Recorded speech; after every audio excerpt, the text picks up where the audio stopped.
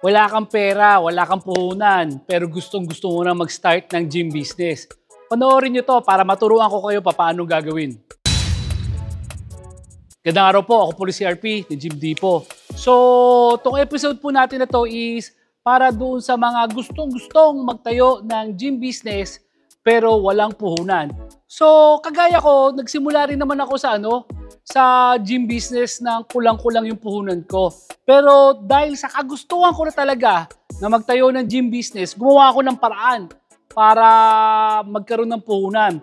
So ito, lately, nakita ko kung ano tawag nila dito sa financial circle. Ang tawag nila dito is OPM, Other People's Money. So ganun din yung ginawa ko noon.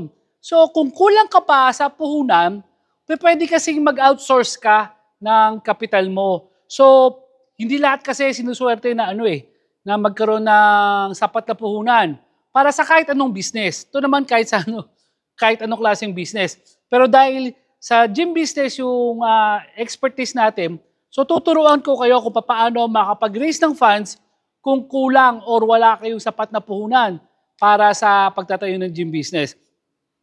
So ituturo ko po sa inyo yung other people's money. So pwede ka kasi pwede yung kapital mo manggaling sa ibang tao. So una, kagaya nung deliver natin yung isang beses kay Sir Romeo. So yun, pwede na natin i-post to. So ito, sa kagustuhan nila magtayo na sariling gym business, magkakaibigan sila. So nagtayo sila ng sarili nilang gym, hindi sapat yung puhunan nung isa. So nagpooling sila ng pera. So pwede kayong maghanap ng iba pang mga tao na pwede kayong magambag-ambag ng pera para makabuo ng kapital. Usually yan, kung napapanood nyo ako, tapos nagji-gym kayo, sigurado ako, dyan sa pinag-gyman nyo, may mga barkada na kayo dyan . May mga kakilala na kayo dyan. Baka mamaya, pag maikwento mo sa kanila na nagpaplano ka magtayo ng gym business, pero kulang yung kapital mo, baka mamaya ma-encourage mo sila na magtayo rin ng gym business. So, kung may 2 o 3 tao na mag-aambag-ambag para sa pagpapatayo ng gym business, mas madali yun. Tapos, ang logic ko lang naman dyan, magkano ba yung usual na gastos nyo para sa pagpupunta nyo sa gym?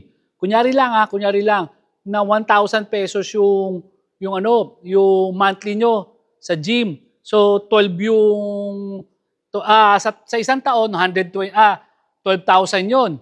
So pwedeng maisip mo na instead na magji-gym ako sa iba, dito na lang ako. So yung matitipid ko, panglalagay ko na lang sa puhunan ko. Pwedeng ganun yung logic mo do sa ibang mga kasama mo. Kunyari 10 kayo, ambag-ambag kayo. Kumbaga yun yung mindset nyo.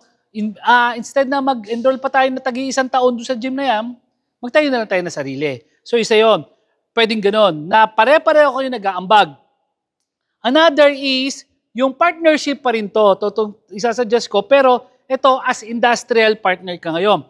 So, totoo naman dyan, marami rin nanonood sa atin dito na hindi naman talaga nag-gym. Usually, mga OFW yan mga nasa ibang bansa, na may pera pero hindi alam kung anong business yung itatayo.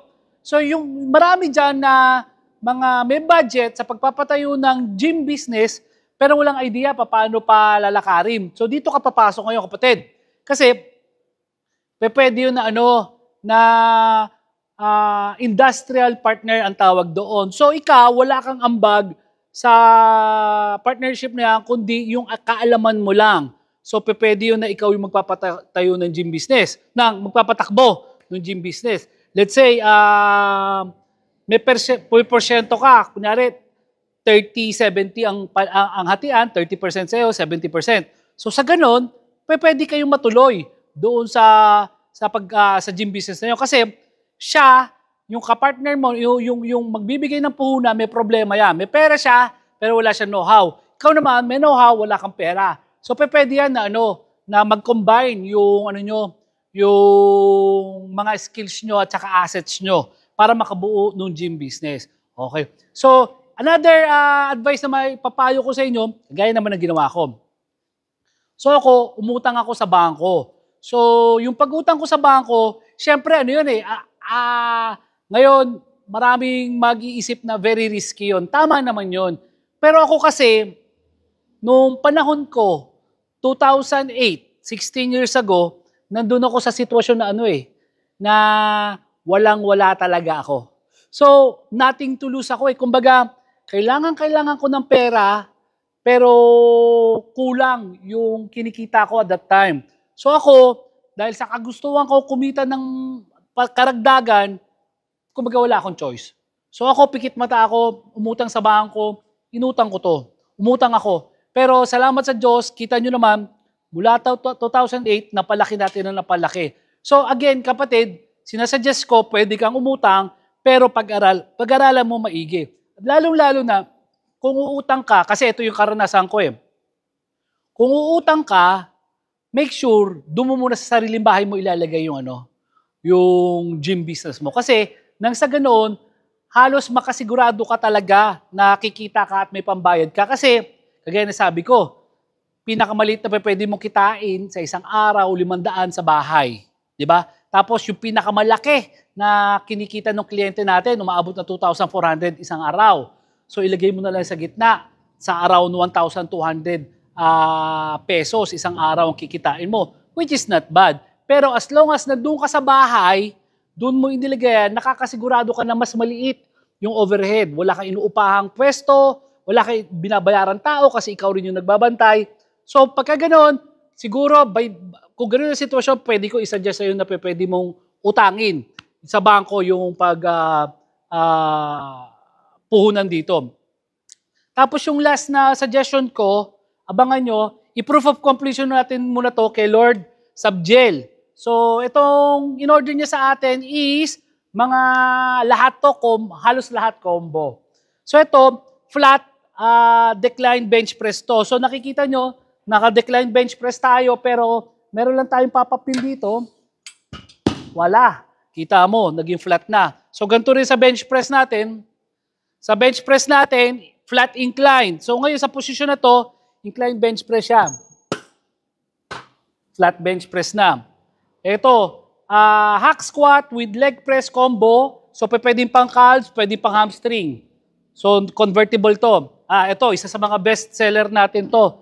Yung assisted squat with standing calves. So ito, 5-in-1 to. Pwede itong pwede itong mag-squat, standing calves, shoulder, rowing, shrug. 5 exercise ang magagawa mo rito. Lit-lit na space ng kakainin nito.